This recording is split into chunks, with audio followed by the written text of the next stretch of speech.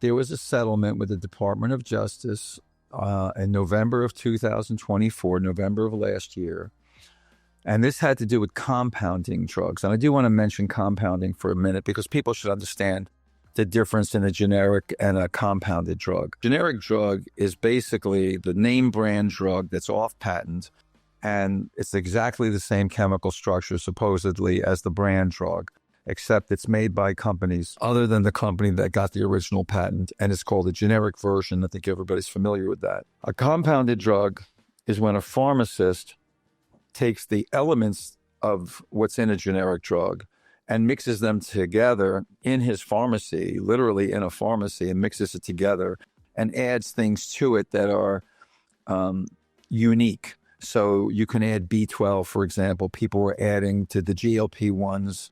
They were adding B12, and compounding pharmacies were selling that. Now, the Department of Justice settled a case against a company called Medisca last November, and they paid a $21 million and change fine. And what they did, according to the Department of Justice, and I'm reading this right here, Medisca acquired a drug, Resveratrol, from the manufacturer, and it cost them 37 cents a gram. 37 cents for a gram of the drug. But then they repackaged that same drug and they sold it for $2 a gram, for under $2 a gram. Okay, not so bad. You buy it for 37 cents, you sell it for $2. However, Medisca reported an average wholesale price. Now they're selling it for $2 a gram, but the government is going to pay a percentage of that average wholesale price, which is set by the companies. It's the honor system. So what did they set it for? Do you have any guess? You want to guess what they set it at?